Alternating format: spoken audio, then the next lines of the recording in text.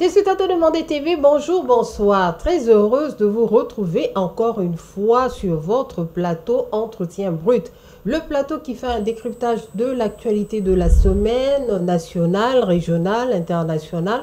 On jette nos caméras, nos micros, nos dictaphones partout pour scruter l'horizon, pour avoir l'actualité, le sujet qui nous intéresse à ramener sur ce plateau avec les invités ou les confrères journalistes. On fait un décryptage sur ce plateau. Aujourd'hui, ça va être 100% journalistes, 100% confrères, consoeurs de la presse média. Voilà, aujourd'hui, j'ai le plaisir d'avoir encore une fois, vous le savez très bien, elle est campée ici sur ce plateau. Il s'agit de Madame Assetou Diarra, elle est journaliste, reporter à Nouvelles du Mali. Assetou, bonjour. Bonjour Fadima. Ça va? Ça va, très bien. Bonjour à tous les téléspectateurs de Mandé TV, partout où ils sont. Merci beaucoup. Deuxième journaliste sur ce plateau est Monsieur Abdoulaye Traoré. Il est GRI, journaliste reporter d'Images. Il est surtout membre du conseil d'administration des Reporters sans frontières. C'est un journaliste malien installé, basé en France. Abdoulaye, bonjour. Ça va? Bonjour Fadima.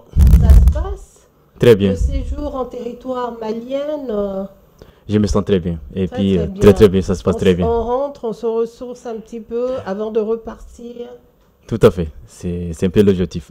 C'est l'objectif. Tout à fait. Il le faut souvent ramener un petit peu cette diaspora dans le pays. On en profite pour saluer la diaspora qui, par le monde, regarde ce plateau et qui vraiment reste très fidèle. Et merci beaucoup. Merci à vous pour tous ces beaux messages qu'on reçoit quotidiennement. Sans plus tarder, nous allons prendre nos sujets, nos dossiers, comme on aime si bien le dire. En date du 22 juillet 2025, voilà, le général d'armée Assimi Goïta a reçu par des mains du ministre Issoufi Maïga une remise officielle du projet de la Charte nationale pour la paix et la réconciliation nationale. On va essayer de voir tout ça. On va même faire un décryptage de son discours. Assetou, de quoi s'agit-il? Il s'agit de paix, il s'agit de réconciliation, il s'agit de vivre ensemble. Une cérémonie largement médiatisée et aussi grandement manifestée. Parce que il faut dire que depuis décembre 2024, où cette commission a commencé à travailler avec le ministre Issoufi, leur mandat devait prendre fin en juin justement 2025. Ils sont sortis avec un document de projet sur la charte nationale pour la paix et la réconciliation nationale. Il s'agit de dicter un peu comment est-ce que nous devons nous comporter, nous, citoyens, nous, entités politiques, nous, entités de la presse, nous, entités religieuses, toutes ces couches qui renforcent le développement de notre pays, qui font en sorte que le pays va de l'avant et que les Maliens se donnent la main et qu'ensemble, on puisse enfin traverser cette transition. Donc, c'est un document bien garni, on va le dire ainsi, 106 articles, avec quelques recommandations derrière, et 106 articles, 16 titres et 36 chapitres. Donc, mais surtout, il est surtout question de montrer finalement que nous sommes un peuple et que malgré toutes les difficultés, les obstacles auxquels nous faisons face, il faut que nous trouvions le moyen de vivre ensemble dans la paix, dans l'harmonie, et en laissant de côté toute cette tension sécuritaire qui, malheureusement, depuis quelques années, s'est installée au Mali.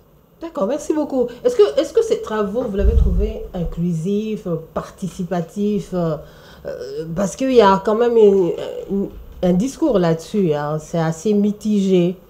En fait, le but, c'était de réunir, voire de consulter tous les Maliens par rapport à cette charge de la transition, c'est-à-dire lancer un appel à tous les Maliens. C'était un peu l'objectif principal. Mais vous savez très bien, on vit dans un Mali qui est un peu difficile actuellement, je dirais, parce que quelle que soit l'initiative ou le projet sur la charte de la transition, vous allez trouver qu'il y a des gens qui sont optimistes, voire même ils ne vont pas participer. Là, on peut dire, souvent au départ, il y avait des politiciens, on a vu des partis justement, qui ont essayé de boycotter, qui ont essayé de boycotter parce que selon eux, en fait, la charte ne peut pas faire nation, étant donné qu'au Mali, il n'y a pas de textes qui manquent, il y a tellement de chartes assises qu'on avait faites. Donc, sur ce point, ils ont boycotté au départ. Et tout récemment aussi, bon, je ne peux pas dire si on peut être les terroristes ou les flammes, machin, moi je me méfie beaucoup. Justement, les groupes armés, je me méfie beaucoup de cette qualification, mais eux aussi, ils ont boycotté et cherchent. Mais moi, en tant que journaliste, en tant que Malien, j'adhère pleinement à l'esprit de cette charte de la transition, parce que c'est une charte qui va essayer de réunir tous les Maliens, c'est-à-dire, ça sera genre, c'est comme si c'est un contrat social entre le peuple et la nation. Donc là, du coup, moi, j'adhère pleinement à cette charte. Mais l'inclusivité, essayer de réunir tous les Maliens autour d'un idéal, d'un projet aujourd'hui, c'est très, très difficile. Mais si le projet est bon, si c'est bien ficelé, même ceux qui se sont opposés, qui étaient contre au départ, ils savent qu'ils vont prendre les trains en cours de chemin. D'accord. Le document, il dit quoi en substance à Sétouvou, qui avait quand même eu, je pense, le temps de pouvoir le consulter? On parle quelques lignes, on va pas... Bien sûr, parce que c'est quand même plus ou moins un grand document, mais on parle beaucoup de citoyenneté, on parle beaucoup de vivre ensemble, on parle beaucoup de paix, on parle beaucoup de messages des couches, des différentes couches, les messages que nous devons véhiculer. Ça va être peut-être par le canal des écoles, pour cela par exemple, ou alors par le canal des ministères. La charte montre pleinement qu'il va falloir quand même mettre aussi un cadre légal à cette charte-là. Le projet montre qu'il va falloir mettre un cadre légal pour qu'il soit parfaitement appliqué sur le terrain. On parle beaucoup de communication, de comment est-ce que nos traditions peuvent aussi contribuer à ce renforcement de la cohésion sociale. Donc, toutes ces couches, tous ces messages forts qui doivent être adressés à différents secteurs et à différentes cibles de population en fonction des pays, même le fait de prendre en compte les langues locales dans nos communications. En somme, c'est vraiment un document qui, je pense, que peut être une base solide sur laquelle on peut amener les Maliens à se projeter vers un avenir meilleur. Franchement, je le pense. En tout cas, ça a été dit, hein, ça va être un document de référence, notamment pour asseoir les politiques publiques. Hein, voilà, le document de référence pour la gouvernance du Mali. Au niveau de tous les domaines, tous les secteurs, les stratégies sont tellement simples. La recherche de la paix, la cohésion sociale et le vivre ensemble. Et comment pensez-vous que ce document puisse être vraiment à la portée de tous les Maliens? Je pense que ce côté ou ce volet aussi est évoqué un peu vers la fin de la charte. Je pense que, si je ne me trompe pas, article 102, on va parler de... En fait, la charte, là où nous sommes, c'est en langue française, on est d'accord, mais pour apporter plus de communication, essayer de vulgariser cette charte, je pense que ça sera traduit presque dans toutes les langues nationales du Mali, donc pour que la communication puisse passer nécessairement comme il le faut. En fait, c'est une charte aussi qui est en cours, mais on le sait très bien que ça va passer aussi par les CNT, le Conseil national de la transition, qui, voilà, donc ça, peut-être ça va être validé et ça sera promulgué ensuite, par la suite. En ce qui concerne la vulgarisation, la communication, peut-être on va mettre l'accent aussi sur comment on appelle ça, les griots, les traditionnels, tout ce qui peut apporter en fait cette charte là où il le faut. La charte, d'un côté, on le dit, c'est de Kourkan-Fougadé selon certaines personnes, parce que l'inspiration aussi, ça a été dit, c'est voilà, justement le général là, il a dit en fait c'est une charte. C'est pas la première charte, c'est la deuxième d'ailleurs, mais bon. Elle apparaît comme étant la deuxième. La deuxième Kourkan-Fouga. Donc là, du coup, ils ont mis l'accent sur ça parce que le but, c'est de porter le plus haut et le plus fort la malianité de tout ce que nous réunit. En fait, c'est un peu le but, c'est-à-dire ils ont pris l'inspiration, puis ils ont pris la charte de Kourkan-Fouga 1 comme, c'est-à-dire un modèle. Donc, ils sont partis à travers des constats aussi. Même quand tu regardes même les préambules, tu trouveras ils se sont inspirés même de la Constitution. C'était un peu aussi là où j'avais tellement comment on appelle ça, des inquiétudes, parce que je me suis dit qu'il y a la charte, il y a la Constitution, et je me suis dit que mais est-ce que On sait déjà que la Constitution, c'est au-dessus de tout. Mais s'il y a la charte et la Constitution, est-ce qu'il n'y aura pas un conflit d'intérêts? En ce moment, je me posais la question. Mais avant de venir, il y a un ami qui m'a dit non, la charte, et comment on appelle ça, la Constitution, elle sera au-dessus de la charte. La charte, ça va être un mécanisme uniquement pour la paix, pour résoudre pas mal de... C'est pour cela qu'ils ont parlé pas mal de thématiques, la justice, la culture, la communication, tout ce qui va avec. Donc, en ces points, je reviens encore sur ça. Moi, j'adhère pleinement dans toutes les bonnes initiatives qui peuvent faire que les Maliens puissent vivre ensemble. Et comment on appelle ça, de pousser les Mali les plus hauts. Je pense qu'il le faut. L'initiative vient du président de la République. Donc, c'est salutaire d'un côté à ce point. Mais je pense que dans les faits maintenant, parce que je pense qu'il y a pas mal de choses, il faut qu'ils essaient de, comment on appelle ça, d'accélérer, c'est-à-dire à ce qui concerne la promulgation, qu'on essaie de voir maintenant, mettre en exécution cette charte pour que les Maliens puissent avoir un autre Mali plus meilleur que celle qu'on est en train de vivre. D'accord, c'est tout par rapport à... Je suis complètement d'accord. Oui. Je suis complètement d'accord avec ce qu'il vient de dire. Et surtout que c'est la force de la charte, ça va être aussi l'engagement politique qui est derrière. On l'a bien vu lors du discours inaugural où le général Dame Assimi Goïta a parfaitement souligné le fait que cette charte est issue de ce dont pensent réellement les Maliens sans aucune ingérence extérieure. Donc c'est surtout ça, c'est l'engagement et c'est surtout la portée, l'engagement politique qui accompagne cette charte qui va peut-être faire toute la différence. Mais bien sûr, comme on le sait aussi, il y aura les questions de financement. C'est-à-dire la charte, ça va être certainement porté par une institution qui va être créée pour cela. Un observatoire qui a été annoncé d'ailleurs. Tout à fait, l'observatoire et le financement qui va venir derrière, ça risque d'être coûteux. Bon, vu qu'il y a beaucoup de mécanismes aussi qui sont en place pour la mobilisation des ressources, peut-être que ça va aller. Alors, il y a certains observateurs, des spécialistes qui ont un petit peu consulté, étudié le document et il y en a qui disent que peut-être que c'était même pas nécessaire de mettre en place une charte, il suffit tout simplement de bien gouverner le Mali. Une bonne gouvernance transparente, assez juste, où la justice s'applique réellement et où tous les Maliens ont réellement accès aux services sociaux de base. Oui, chacun a son appréciation par rapport à la charte.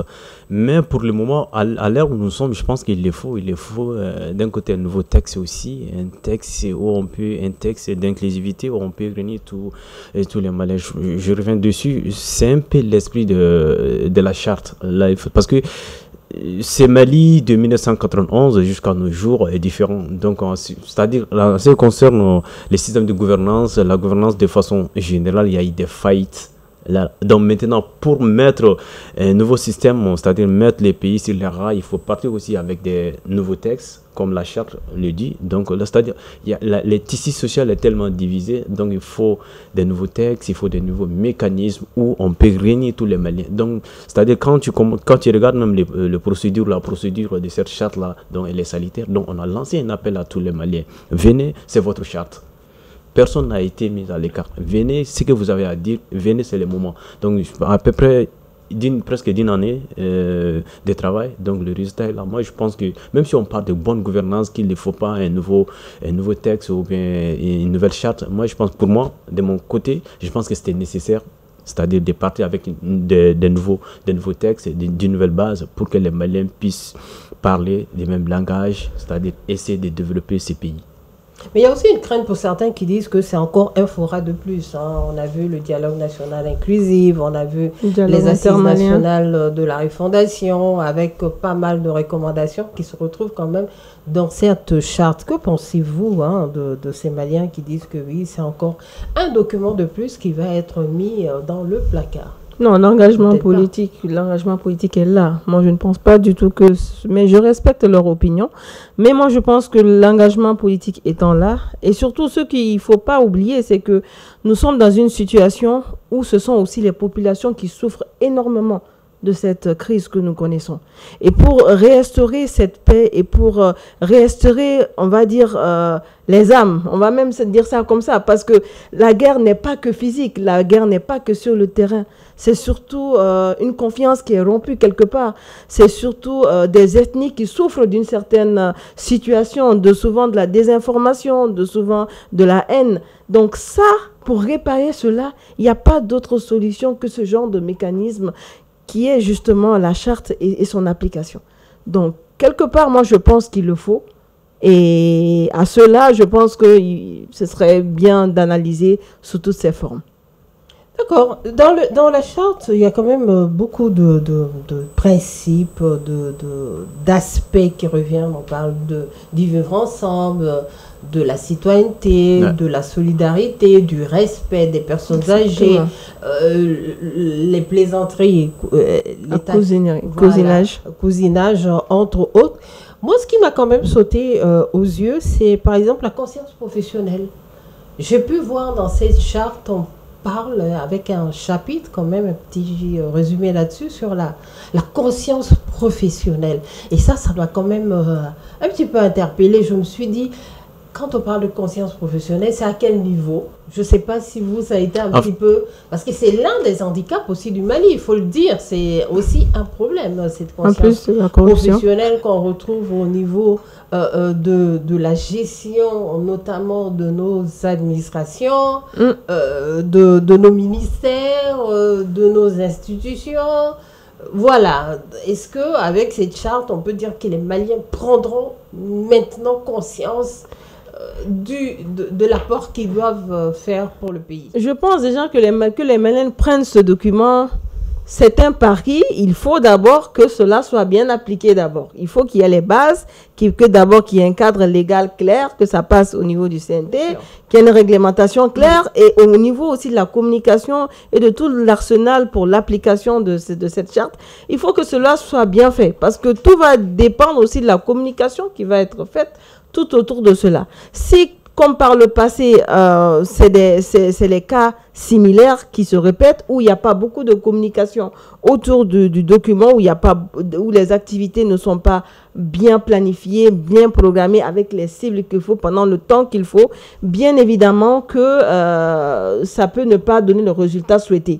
Mais, comme vous l'avez dit, et l'exemple que vous donnez est si pertinent, mais la charte prend vraiment en compte, moi je trouve que presque tout en termes de besoins que nous avons aujourd'hui pour dépasser cette crise qu'on connaît par rapport à la paix ou à la cohésion sociale. D'accord. Non, en fait, c'est juste ajouter une petite partie par rapport à la conscience professionnelle. Peut-être, je dirais, parce que là, dans les chapitres où on parle de la gouvernance de l'administration, peut-être ils pourront développer à ce qui concerne la conscience professionnelle dans ces sens. Sinon, en réalité, ils n'ont pas précisé comme il le faut, alors que c'est un chapitre qui est très très important, comme vous venez de signaler. D'accord, merci beaucoup. Par rapport à la mise en œuvre, que peuvent être vos inquiétudes? Que peut être l'inquiétude? Par exemple, c'est vrai que c'est encore tout frais, ça n'a pas encore été adopté et encore moins promulgué par le président de la transition. Mais quels sont les impératifs, selon vous, qu'il faut vraiment avoir à l'œil et pouvoir les écarter? Alors, pour moi, là, c'est-à-dire ça va être au niveau local aussi, parce que je me rappelle très bien, ce qui concerne l'accord d'Alger, on a dit la même chose. L'accord d'Alger, c'est-à-dire au départ, les institutions religieuses traditionnelles, ils ont adopté, voilà. Donc après, dans la mise en application, ça a été un cata. Donc là, du coup, même la traduction, ça a été fait presque dans toutes les langues, PEL, soniqué, soirée, voilà. Donc on pense que c'était bien fait. Mais c'est-à-dire qu'il y a un niveau aussi, c'est-à-dire les niveaux institutionnels et les niveaux locaux, c'est tellement différent. Je pense qu'il faut mettre l'accent, il faut mettre la main dans les poches. Ça, il faut le dire. C'est-à-dire qu'il faut que cette charge soit accompagnée du haut jusqu'en bas. Est-ce que vous voyez? Et puis en même temps, mettre l'accent sur la communication, c'est très très important. Donc en dehors de ça, ça risque d'être comme l'application, ça risque d'être comme la charte de l'accord d'Alger. L'accord d'Alger, d'un côté, c'était sans rentrer dans les contenus, c'est-à-dire la forme, c'était la meilleure forme, on le sait très bien, c'est pour la paix, voilà. Donc on a essayé de traduire dans toutes les langues, voilà. Je vis des gens du Haut Conseil islamique qui se sont déplacés vers le nord, expliquer ce que ça veut dire, mais jusqu'à présent, parce que le problème dans tout ça, c'est-à-dire même s'il y a la charte, tant qu'il n'y a pas de résultat, les gens vont être, ils ne seront pas d'accord. Donc, je pense qu'il faut que cette charte soit accompagnée dans l'application, dans l'exécution du début jusqu'à la fin. Parce que même la charte de Kouroukan-Foucault s'est dit passé, aujourd'hui, on ne connaît même pas le contenu, voilà. Donc, et puis en même temps, l'environnement aussi, ça compte beaucoup. Bon, dans l'application de l'environnement, ça compte beaucoup. Peut-être la charte est bien au fond dans les pays de Gon, peut-être vers Sikasso, il peut y avoir des difficultés. Donc, dans tout ça, il faut prendre en compte pour que les mécanismes puissent passer, pour que la communication puisse bien passer, pour que les gens puissent adhérer à la charte. C'est tout. Plus de transparence. De mon côté, je pense qu'il va falloir quand même garder cette transparence parce que dans le projet de la charte, on a vraiment vu des besoins, la prise en compte des besoins spécifiques que rencontrent les Maliens. Je veux dire, au fin fond des zones rurales, franchement, on retrouve du texte où, franchement, chaque Malien peut se retrouver dans ce document-là. Mais si après, au niveau de l'application, on ne retrouve plus cela, là, ça peut faire une cassure. Et quand les gens n'y croient pas, ça va être difficile que ça passe. Et au-delà de ça, peut-être l'aspect financier. Parce que comme il a dit, ça va coûter de l'argent d'aller partout dans le Mali. Le Mali, il est vaste. Espérons que bon, ça va aller, Inch'Allah. En tout cas, quoi qu'il en soit, il faudrait vraiment que les Maliens soient imprégnés et qu'ils arrivent à comprendre le contenu. Parce que c'est pas juste avoir le document sous la main, on le lit. Au bout de 2-3 jours, après on le met dans le tiroir. Il faut que ce soit vraiment un document consulté régulièrement. Et puis, pas que consulter. En fait, c'est un document où, à la limite, nous sommes des acteurs de sensibilisation. Ouais. Nous sommes des acteurs de sensibilisation. C'est à nous de dire, non, faut pas qu'on fasse ça, faut pas qu'on fasse ça. Restons comme ça, restons... Voilà. Donc, c'est au-delà de ça. Donc, c'est tout un... Exactement. Donc, ça... C'est du travail, mais il le faut. Je veux dire, toutes les guerres, ça a beau faire des années, ça a fini par le dialogue. Ça a fini par se mettre ensemble, à être d'accord sur un point, à faire des compromis. Donc, c'est ça. C'est ça, c'est vraiment... D'accord, merci beaucoup. On va aller à notre prochain dossier sous la mer. Et puis, c'est ce qui nous amène aussi de profiter de ce passage de M. Abdoulaye Traoré. Il est journaliste basé en Europe. On peut le qualifier aujourd'hui d'immigré. Hein? Tout à fait. Simplement, voilà, notre deuxième sujet pour ce décryptage sur le plateau de Mandé TV est le premier forum international de la diaspora qui a eu lieu les 17, 18 et 19 juillet 2025 qui avait pour thème « Enjeux et défis pour la diaspora au service du développement économique national ».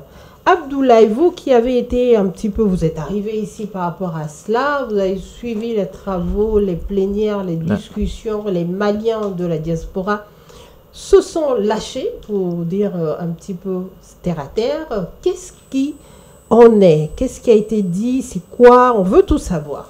Alors, tout d'abord, je commence par une salutation. Il faut saluer l'initiative de ce forum qui a été initié par les ministres des Maliens établis à l'extérieur, c'est-à-dire une premier forum qui n'a jamais été fait. Donc là, je commence par saluer cette initiative. L'objectif ou le but de ce forum, c'est non seulement de réunir, de mobiliser la compétence de la diaspora malienne, de venir investir au Mali. Donc ces forums, c'est comme si ça a été une connexion aussi entre la diaspora et la nation malienne. Et vous allez constater également que lors de ces forums, on a touché presque à tout, à ce qui concerne la justice, l'économie, la santé, l'agriculture, l'investissement de la diaspora. Parce qu'aujourd'hui, vous n'êtes pas sans savoir que la diaspora malienne, elle est une partie prenante de la construction du développement du Mali par rapport à tout ce qu'on fait comme investissement, transfert d'argent, de tout ce qui va avec. Donc moi, toutes les thématiques ont été débattues et les débats ont été à la hauteur. Et je pense, des passages aussi, il y a un groupe qui ont passé à la présidence, voir le président de la République, c'est les mêmes mots. C'est les mêmes mots. L'investissement de la diaspora au Mali, ça compte beaucoup. D'accord. Ah, c'est tout. Vous avez aussi un petit peu vu ça de très près, je pense. Oui, ben on a vu, on a accueilli aussi ce forum avec beaucoup d'applaudissements parce que voilà, pour la première fois, on met en avant en fait, on rétablit cette confiance, ce honneur normalement qui est fait de façon dans les coulisses. Mais c'était bien de le magnifier, c'était bien aussi de dire à un moment donné, oui, ils sont là. Et ils contribuent. Je pense que c'est extrêmement important. Et surtout de faire en sorte que, bon, comment est-ce qu'on peut mieux valoriser cela? Comment est-ce qu'on peut le faire de façon plus coordonnée? Et comment est-ce qu'on va désormais le faire afin que ces Maliens qui sont à l'extérieur puissent aussi contribuer de façon ordonnée, de façon avec plus de rentabilité, on va dire ça ainsi. Parce que c'est près de 500 milliards en 2023 sur le PIB malien. Mais il faut reconnaître que quand même les Maliens de la diaspora, surtout dans ce contexte de transition où nous sommes, ils participent de l'extérieur, mais très souvent, ils sont même mieux informés que nous quelquefois, je trouve. C'est vrai. Mais ils sont bouillants de l'autre côté et leur apport est là, même s'ils ne sont pas là physiquement.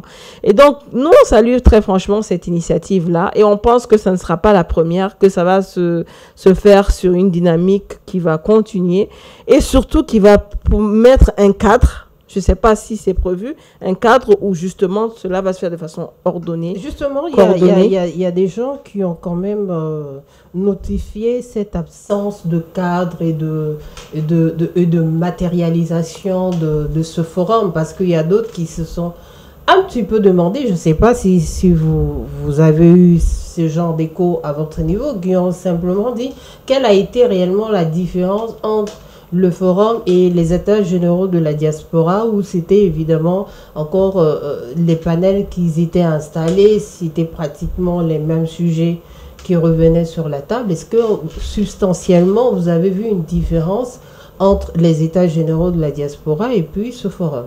Alors, le point culminant, le point déterminant de ce forum, c'était l'investissement. C'était beaucoup basé sur l'aspect économique. Bien vrai qu'on a touché à d'autres thématiques, mais c'est de dire à cette diaspora, échanger avec cette diaspora, qu'est-ce qu'on peut faire maintenant pour investir facilement au Mali. Ça a été un pays. Donc, le but, d'abord, c'est de faciliter l'investissement de cette diaspora. Comme vous le savez très bien, sur tous les plans, si on veut investir au Mali, c'est très dur. Ça, il faut le dire. Il y a les leaders administratifs, les choses ne sont pas faciles, jusqu'à ce que certaines diasporas sont découragées par rapport à ça. Donc maintenant, ils ont effacé tout ce qui est difficulté, tout ce qui est obstacle par rapport. Je pense que pour moi, c'est le point gagnant de ces forums. En dehors même de l'investissement aussi, c'est-à-dire le Mali, c'est un pays social. Et si je fais l'action et comment on appelle ça, les parallèles ici à la diaspora française, en ce qui concerne leur apport sur le plan social, il y en a beaucoup. On a vu et tout ça. Donc, la différence, on peut dire, c'est l'investissement. Et puis, en même temps, cette fois-ci, on a mobilisé pas mal des entrepreneurs. Le Haut Conseil des Maliens de France, ils sont venus avec une centaine d'entrepreneurs qui sont venus échanger comment investir au Mali. En fait, les débats ont été à la hauteur. Je pense que ça donne de l'espoir. En fait, le ministre en question de l'extérieur aussi, M. Moussa Atter, a dit, c'est-à-dire c'est le débit. En fait, c'est un embryon du forum.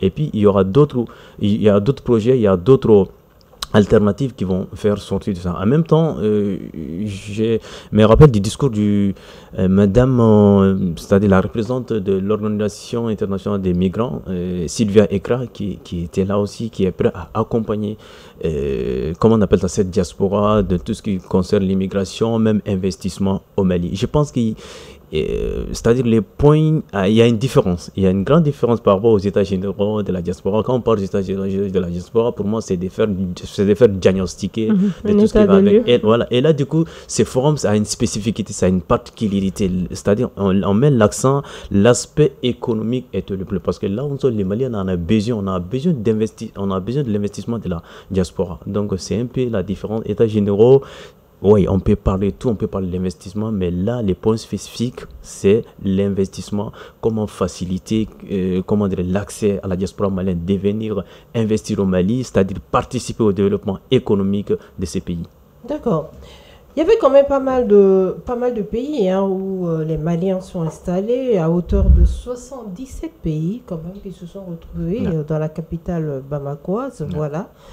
Les montants pour cette année à hauteur de plus de 700 milliards, quand même, c'est pas peu, mais très souvent l'argent est injecté dans tout ce qui est social. Voilà, il n'y a pas vraiment un retour sur cet envoi d'argent, en tout cas de manière conséquente en investissement. Est-ce que vous pensez qu'on n'aurait pas pu pousser un petit peu ce forum en mettant en place une banque?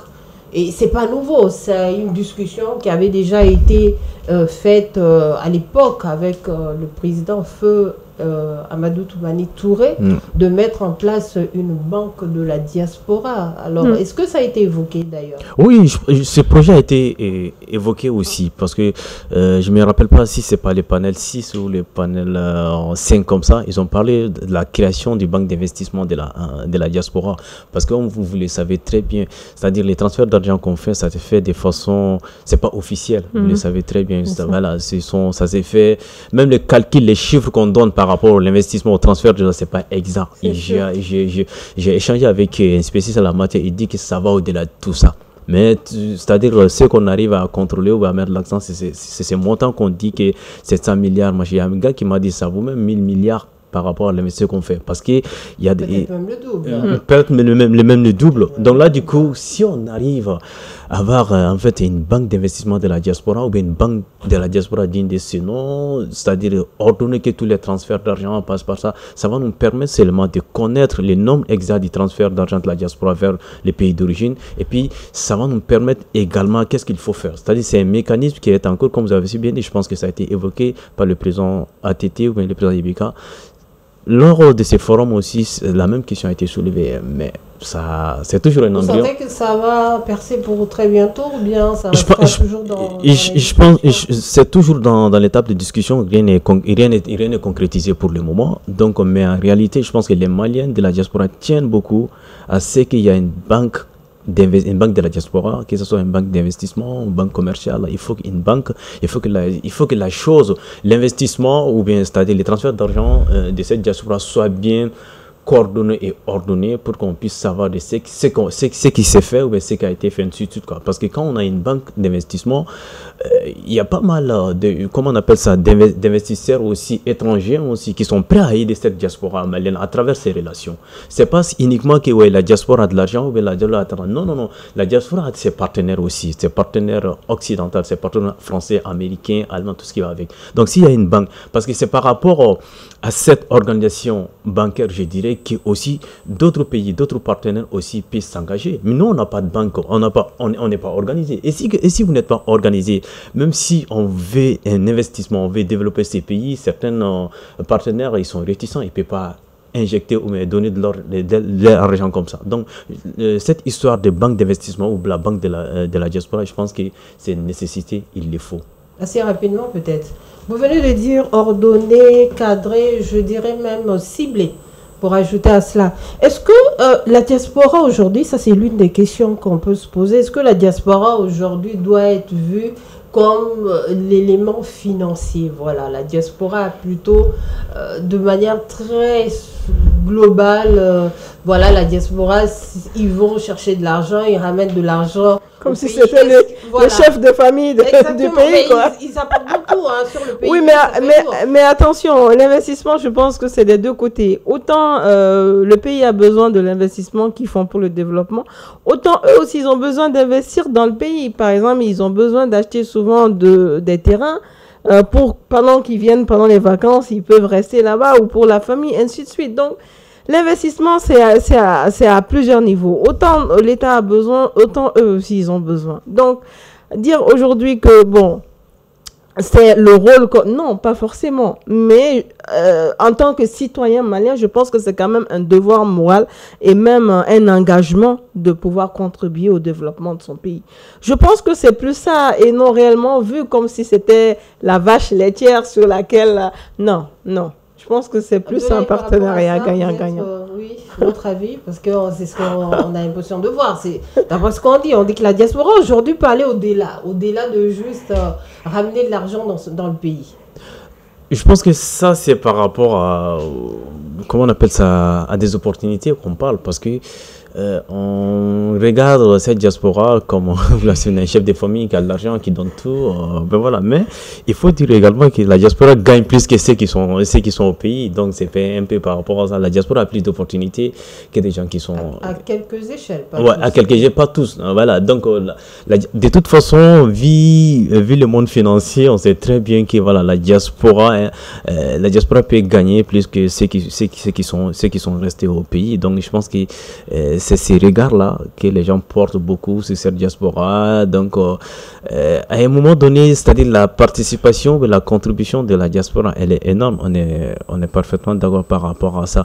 Mais c'est Mali aussi, la diaspora seule ne peut pas faire le Mali. Pourquoi je pose cette question? Parce qu'on est aujourd'hui dans un contexte où la géopolitique est vraiment très vivante. Hein. Donc la diaspora, c'est vrai qu'elle contribue énormément avec l'argent injecté dans le pays. Mais est-ce que la diaspora aussi aujourd'hui ne peut pas contribuer, par exemple, à renforcer la géopolitique malienne? Voilà. On sait qu'elle fait quand même un petit peu, mais est-ce qu'il ne faudrait pas qu'aujourd'hui le migrant malien ne soit pas juste représentatif du Mali, mais il soit réellement et pleinement un ambassadeur du Mali? Oui, tout dépend aussi de l'organisation, parce qu'il faut savoir que l'un des problèmes de cette diaspora aussi, que d'un côté on est désorganisé. Ça, il faut le dire. On est désorganisé. Il y a des petites querelles entre nous, que ce soit politique. Voilà. Donc, c'est ça qui est fait. Une fois que vous êtes désorganisé, même à l'échelle internationale, vous ne pouvez pas faire quelque chose de solide et concret. Ça, il faut le dire. Donc, c'est l'un de nos problèmes que vous venez de toucher. Une fois qu'on arrive à être organisé, on pourra être comme des ambassadeurs du Mali. Mais dans le passé, on le dit, c'est-à-dire un Malien, dans les années 60-70, c'était un exemple. Quand on dit que tu es un Malien, tu es fier, c'est une fierté pour toi. Parce qu'on sait que c'est qu'un Malien, on sait que c'est qu'il est capable de faire. Aujourd'hui, d'un côté, tel n'est pas le cas. Est-ce que vous voyez? Donc, moi, je pense qu'il y a un problème de désorganisation au niveau même au sein de la diaspora. Voilà. Même en France, ça existe beaucoup, on le sait déjà, parce que il y a pas mal de structures fêtières qui sont, voilà, ils parlent pas du même langage, ils sont divisés. Donc, voilà, du coup, une fois que vous êtes divisé, vous ne pouvez pas faire quelque chose de concret et solide pour le pays. Donc là, du coup, je pense qu'il faut lancer un message aussi à cette diaspora partout dans le monde, c'est-à-dire le Mali, c'est notre dénominateur commun. C'est à nous d'être l'ambassadeur du Mali, c'est à nous de faire, comment on appelle ça, glorifier ces pays partout où nous sommes. Donc, je pense que c'est un message qui est très très clair. Une fois qu'on arrive à être organisé, on peut faire tout en dehors des investissements de la diaspora. Donc, on pourra donner une autre image à notre pays.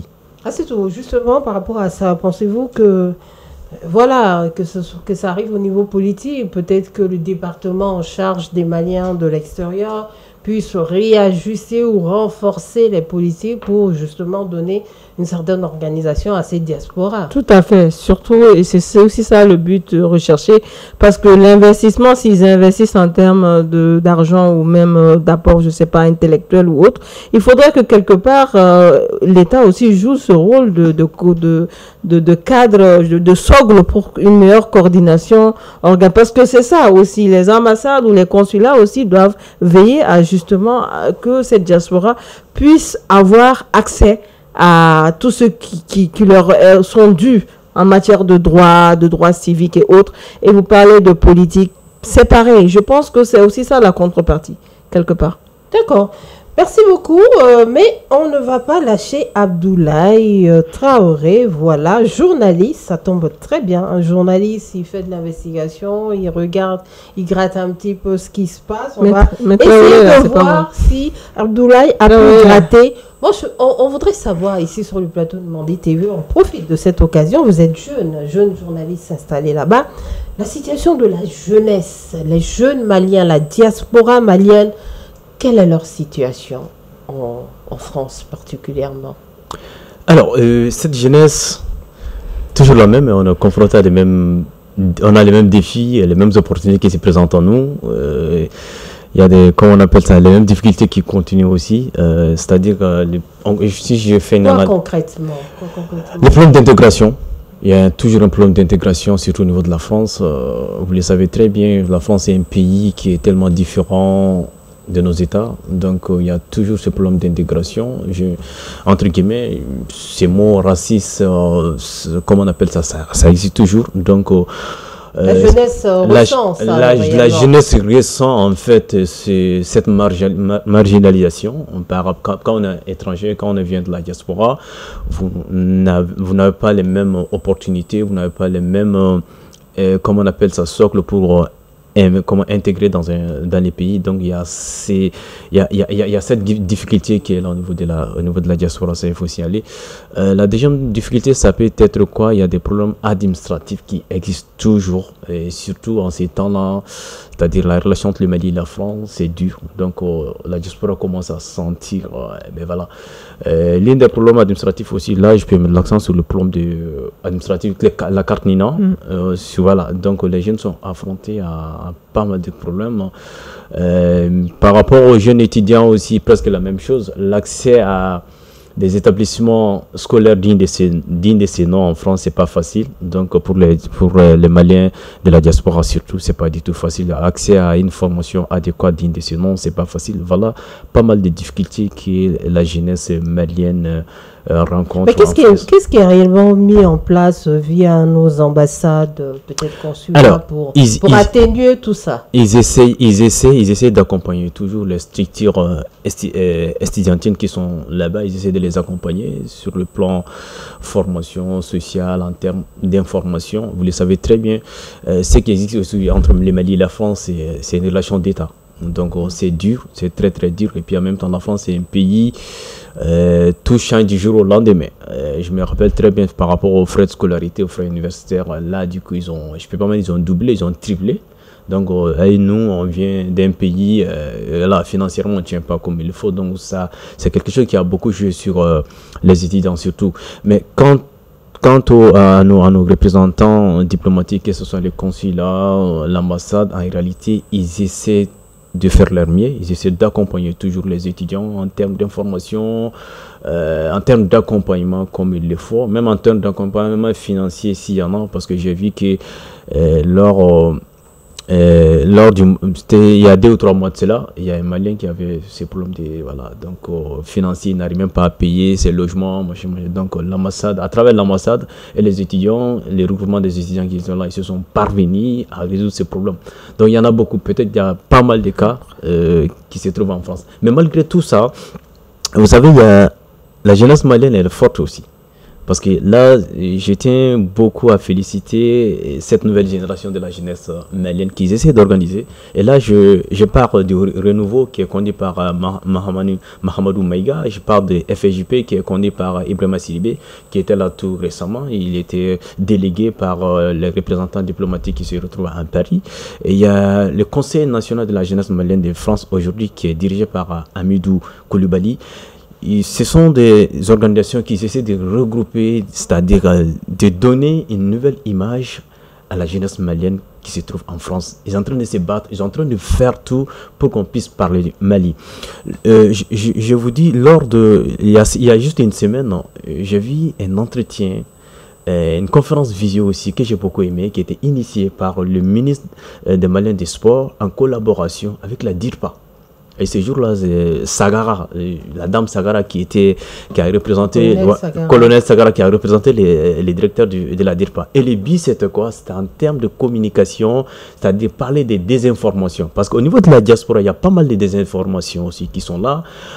Voilà, donc pour pallier, pour trouver une solution à cette désinformation, à ces fake news, ils ont initié un panel, enfin une conférence visio. C'est pour donner encore plus d'engouement, plus d'encouragement à cette jeunesse de la diaspora de s'impliquer, c'est-à-dire de faire tout pour le Mali en termes de communication, parce que la guerre informationnelle, la guerre de communication s'est déjà déclenchée sur le plan international.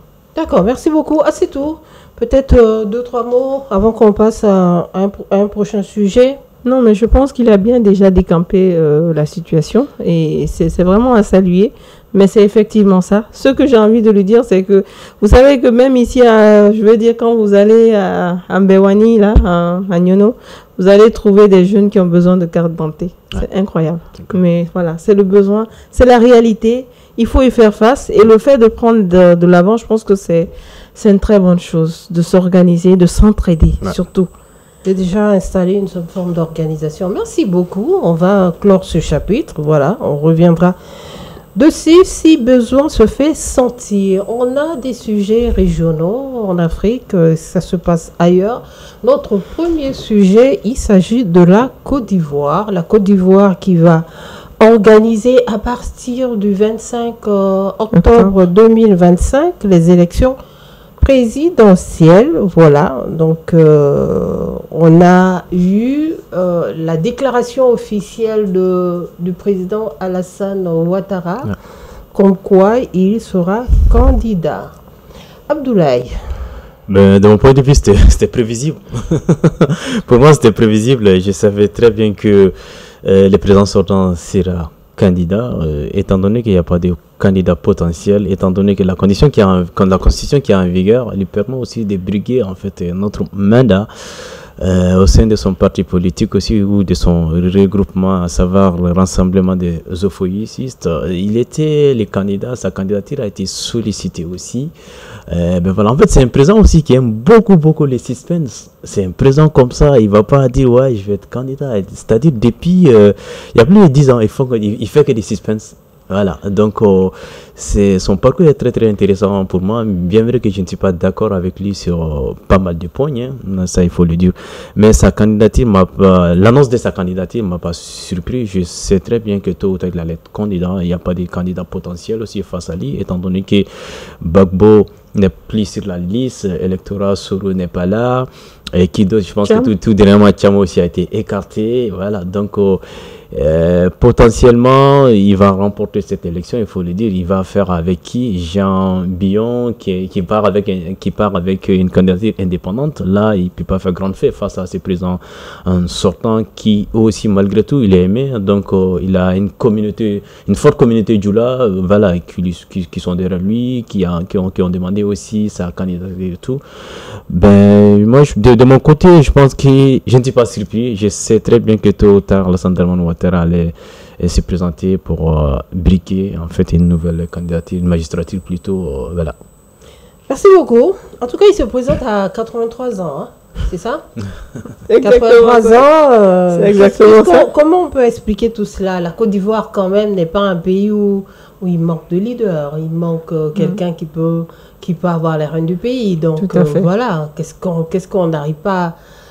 Pourquoi tout ce temps et pourquoi on se demande bien pourquoi le président Alassane Ouattara n'a pas eu le temps de former après lui, qui va prendre les rênes juste après lui. Il faut quand même reconnaître qu'il y a eu le décès de Feu Gon qui était l'ancien premier ministre, oui, qui était potentiellement voilà la personne qui était censée peut-être prendre la relève, mais on dit rebelote encore. Voilà, on pouvait aller sereinement sur des élections tranquilles où c'est une campagne qu'on allait battre de façon démocratique, où on allait plutôt s'attendre à une Côte d'Ivoire républicaine, digne de ce nom de la démocratie. Mais non, il s'agit d'encore briguer un 4e mandat sous tension. J'ai envie de dire, le monsieur, quand même, il m'a surpris parce que bon, je me dis, il a quand même le cœur bien accroché pour son âge. je me disais, bon, parce que quand même, organiser des élections dans un tel contexte où quasiment on n'a pas de concurrents en face, est-ce que c'est pas trop risqué? Est-ce que c'est pas finalement s'exposer à faire un mandat sous tension? Sous tension. Parce qu'il faut le reconnaître, toute cette frustration, parce que ces gens qui ne sont plus sur la liste ne vont pas rester comme ça, les bras ballants. Il y aura certainement des actions qui vont se mener. Et aussi, il ne faut pas oublier que ceux-là aussi peuvent faire alliance quelque part. Et tout ça, ça peut amener des frustrations, des fractures dans les couches. Et ça va forcément donner que ce résultat-là. La classe politique, elle va en vrille. Elle est totalement Exactement. éparpillée. Est-ce que c'est pas aussi cette classe politique qui a facilité les choses pour Alassane Ouattara? Oui, on peut dire, parce que ça a été toujours comme ça, ça a été toujours comme ça, que ce soit en Côte d'Ivoire, partout dans d'autres pays de la sous-région. La désorganisation de la classe politique profite toujours au président sortant. Je pense qu'en termes de stratégie aussi, Alassane Dramane Ouattara, c'est l'un des présidents que je trouve très stratège. Il est très stratège.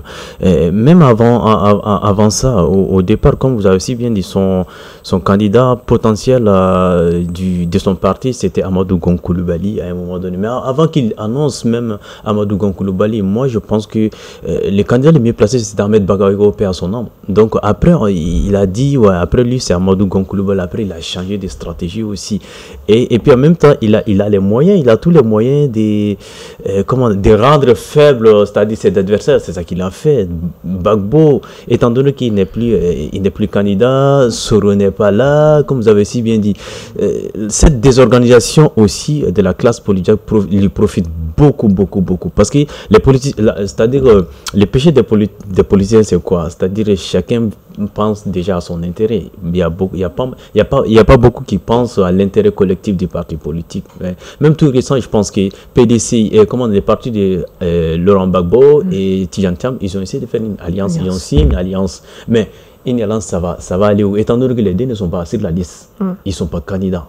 Mais ça ne peut pas faire une grande fête, ça peut pas être, pour moi, de mon part, ça peut pas être une force ou une coalition qui peut battre le président Alassane Dramane Ouattara. Pour moi, il n'y a pas un candidat potentiel, un candidat digne de ce nom qui peut les battre. Même si tous ces oppositions se retrouvent derrière Jean Billon, et je pense que même là ça ne va pas passer. Jean Billon aussi a eu un problème, parce que d'un côté, il était aussi le candidat potentiel des PDCI, mais il n'a pas été investi au niveau de PDC. Donc maintenant, ce monsieur aussi est allé créer, et il est allé en mode indépendant. Donc là, je pense que cette désorganisation, ce manque de solidarité chez les politiciens va profiter ou profitera toujours à Alassane Dramane Ouattara. Cette désorganisation c'est évident que c'est profitable à président Alassane Dramane Ouattara, mais la question qu'on se pose, est-ce que réellement au sein de son parti, le RHDP, il n'aurait pas pu trouver un dauphin d'ici là pour succéder à son poste? Possible, mais ce dauphin-là, on ne l'a pas vu. Peut-être qu'il est dans les coulisses quelque part caché, mais on ne l'a pas vu. Tous ceux qu'on a vus, malheureusement, ne sont plus aujourd'hui. Et c'est ça. Mais aussi, il faudrait aussi qu'il y ait aussi cette volonté. Parce que c'est ça. Se dire quelque part que, bon, est-ce que réellement, il n'est pas temps pour moi de préparer la relève? Est-ce que réellement, ça aussi, ça a été une décision qui a été prise à un certain niveau? Le point sur lequel moi, j'aimerais un peu m'accentuer, c'est que souvent, les gens, ils oublient que les élections, c'est pas la fin d'un processus, c'est le début d'un processus, c'est le début d'un mandat. Et comme il le disait, toutes ces frustrations-là concrètes peuvent après rapporter d'autres situations qui seront très désagréables à gérer. Et malheureusement, ces élections, beaucoup craignent qu'il y ait justement des répercussions lors des élections. D'accord, donc merci. On va suivre ça de très très près. C'est histoire de battre campagne dans quelques semaines et les élections. On verra bien comment cela va se faire. Voilà, c'est aux Ivoiriens de pouvoir décider qui va être leur président. On reste toujours dans le cadre des élections présidentielles et cette fois-ci, on va du côté du Cameroun. Ah, c'est tout. Même logique. Ça le problème. Rien ne change. l'Afrique, à un moment donné, c'est de répétition en répétition. On a déjà parlé de ce sujet sur ce plateau-là. On a tantôt parlé du président Alassane Dramane Ouattara, mais par rapport à Paul Biya, je pense que là, c'est encore plus. C'est encore plus. En fait, il est vraiment temps que l'Afrique pense à passer la relève. Sincèrement, parce que à un moment donné, c'est une cassure qu'il va avoir. Parce que quand on ne prépare pas son départ, à un moment donné, on perd de l'information, on perd de l'expertise, on perd une compétence qu'on ne pourra trouver nulle part. Il est temps de laisser les baobabs grandir et mettre enfin les gens qu'il faut à la place qu'il faut. Sur le cas du Cameroun, clairement, il me semble aussi que pareil en Côte d'Ivoire, il n'y a pas réellement de concurrence en face et que probablement ce sera les élections qui seront remportées encore. Pour combien de temps encore cela va durer, ou si ce n'est pas des élections démocratiques, finalement qu'on aille vers un régime non républicain et que cela soit dit, quoi. Parce que à un moment donné, il n'y a même plus de suspense, quoi. C'est vraiment... Tout le monde connaît le résultat des élections. Déjà, c'est juste une mise en scène, vous voulez dire. Alors, Abdoulaye, quand même, c'est un candidat colossal. Il est à la tête de ce pays depuis plus de 40 ans quand même. Donc, aujourd'hui, à 92 ans. J'ai pas voulu donner le chiffre là, justement, parce que... Oui, Abdoulaye. Je pense qu'il a 93 ans, si je ne me trompe pas. En fait, c'est le chef déjà, ouais. Ah oui, c'est les chefs d'État les plus âgés qui en fonction, hein, ça il faut le dire. Comme c'était assez bien dit, c'est la continuité. Hein, c'est la continuité. On sait très bien que cette élection va être remportée par lui, parce que lui aussi n'a pas d'opposition, il n'a pas de candidat potentiel face à lui. Même à un moment donné, le monsieur qui est de l'opposition, Maurice Kamto, qui a essayé aussi... lui aussi, c'est un vieux aussi, parce qu'il a 73 ans, ça il faut le dire, c'est un retraité. Le plus jeune candidat aussi, qui est là, qui a 43 ans, Eric, voilà, si on fait une comparaison, le plus jeune a 43 ans, les plus vieux a 93 ans, on se demande aussi, c'est-à-dire le Cameroun n'est pas prêt, d'abord, à passer les relais à une nouvelle génération, ils sont pas prêts. En fait, la politique camerounaise aussi, c'est très très profonde, c'est très très difficile à comprendre, étant donné que c'est-à-dire Paul Biya qui gère tout. Paul Biya a la main sur tout. Il décide comme il le veut. On dirait c'est un royaume. Donc il fait tout ce qu'il veut. En fait, l'élection, c'est comme si vous avez si bien dit, c'est comme si c'est une mise en scène. Et sinon, le résultat est d'ores et déjà connu. On sait comment ça va se passer. Donc voilà. Donc je pense que c'est vraiment déplorable. C'est vraiment déplorable. Même la première liste des candidats qu'on a, à peu près, il y a 83 candidatures que la commission a réussi. Et si c'est 83 candidatures, c'est 7 candidats qui ont été choisis. Je me dis, voilà, il y a un grand problème quelque part. Donc tous les autres là, leurs candidatures n'ont pas été acceptées. Donc les cas de Cameroun, c'est un cas qui est très très compliqué, difficile à comprendre. Mais on se dit à un moment donné, est-ce qu'il n'est pas temps de passer les relais, c'est-à-dire les balais à une autre génération? Est-ce que les vieux sont la solution? D'un côté aussi, on se pose cette question. Voilà.